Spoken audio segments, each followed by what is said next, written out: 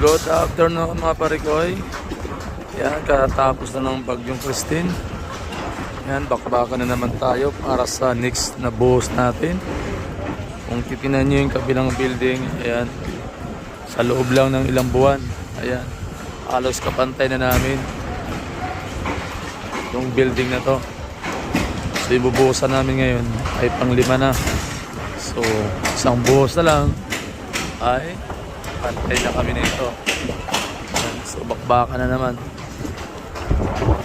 Ngayon nag-top bar na tayo at sabay na rin yung grupo ng mga electrical.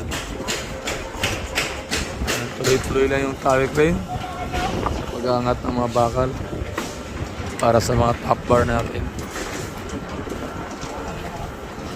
So next week buhos na naman tayo dahil every 2 weeks ang buhos